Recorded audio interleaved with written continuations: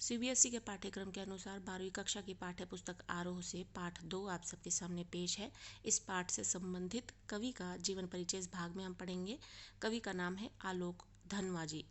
इनका जन्म हुआ था सन 1948 में मुंगेर में, जो कि बिहार में है। इनकी कुछ प्रमुख रचनाएं हैं। पहली कविता जनता का आदमी 1972 में प्रकाशित, उसके बाद भागी हुई लड़कियां, ब्रूनो की बेटियां से प्रसिद्धि, दुनिया रोज बनती है एकमात्र इनका संग्रह है। प्रमुख सम्मान है इनके पास कुछ: राहुल सम्मान, बिहार राष्ट्र भाषा परिषद का साहित्य सम्मान, बनारसी प्रसाद भोजपुरी सम्मान, पहल सम्मान। जहाँ नदियाँ समुद्र से मिलती हैं वहाँ मेरा क्या है, मैं नहीं जानता, लेकिन एक दिन जाना है उधर। 7वें 8वें दशक में कवि आलोक धनवा ने बहुत छोटी सी अवस्था में, यानी बहुत ही कम उम्र में, उन्होंने कुछ गिनी चुनी रचनाओं से, कविताओं से बहुत बड़ी प्रसिद्धि प्राप्त कर ली थी। अपार लोकप्रियता यानी बड़े स्तर पर प्रसिद्धि पाना, अर्जित मतलब पाना।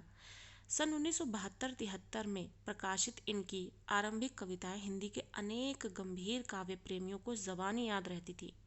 आलोचकों का तो मानना है कि उनकी कविताओं ने हिंदी कवियों और कविताओं को कितना प्रभावित किया, इसका मूल्यांकन अभी ठीक से हुआ नहीं है। इतनी व्यापक ख्याति के बावजूद, या शायद उसी की वजह से बनी हुई अपेक्षाओं के दबाव के चलते, आलोक धनवा ने कभी थोक के भाव में लेखन नहीं किया। ऐसा होता है कि कई बार रचनाकार अपनी रचनाओं से अपार प्रसिद्धि प्राप्त कर लेते हैं, फिर जनता का उन पर दबाव बनने लगता है कि प्रसिद्ध हैं तो उनको और भी रचनाएं लोगों के सामने अपनी लानी चाहिए।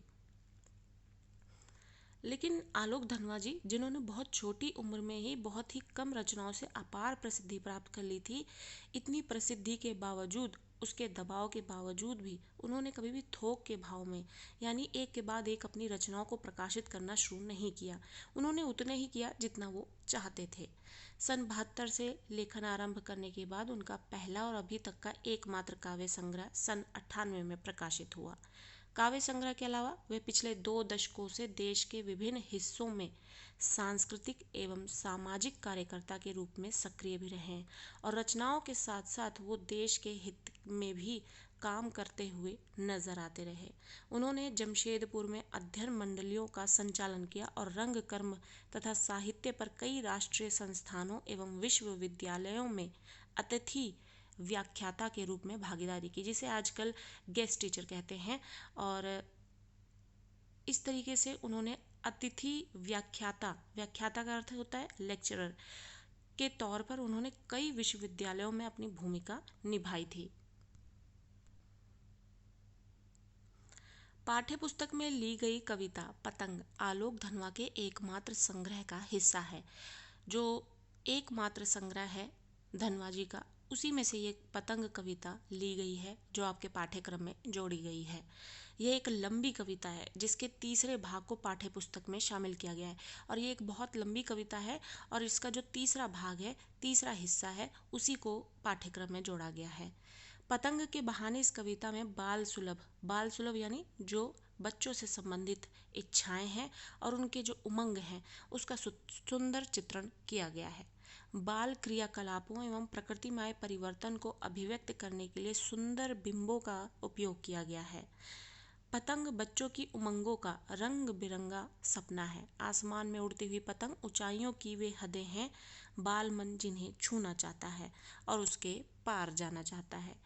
कविता धीरे धीरे बिंबों की एक ऐसी दुनिया में ले जाती है जहाँ शरद ऋतु का चमकीला इशारा है, जहाँ तितलियों की रंगीन दुनिया है, दिशाओं के मृदंग बजते हैं, मृदंग यानी ढोलक वाद्य यंत्र, जहाँ छतों के खतरनाक कोने से गिरने का भय है, तो दूसरी ओर भय पर विजय पाते बच्चे हैं जो गिर गिर कर संभलते हैं और पृथ्वी का हर कोना खुद ब खुद उनके पास आ जाता है।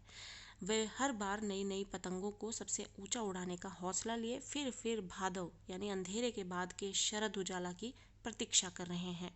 क्या आप भी उनके साथ हैं? तो इस तरीके से इस कविता में धनवा जी ने पतंग के माध्यम से बाल मन को पेश किया है, प्रकृति को पेश किया है, और असल जीवन के कुछ हिस्सों को दिया है, और साथ में कल्पनाओं को भी जोड़ा है, और इस माध्यम से उन्होंने अपने विचार को कविता का रूप दिया है, जिसको हम कविता को पढ़कर ही समझ पाएंगे। तो कविता को, जिसका नाम है पतंग, पतंग का चित्रण और क्रियाकलाप पतंग से संबंधित बच्चों का वो और प्रकृति का हिस्सा एक जिसका वर्णन कवि ने प्रस्तुत किया है, वो सब हमें कविता में देखने को मिलेगा और उसे कविता में समझेंगे।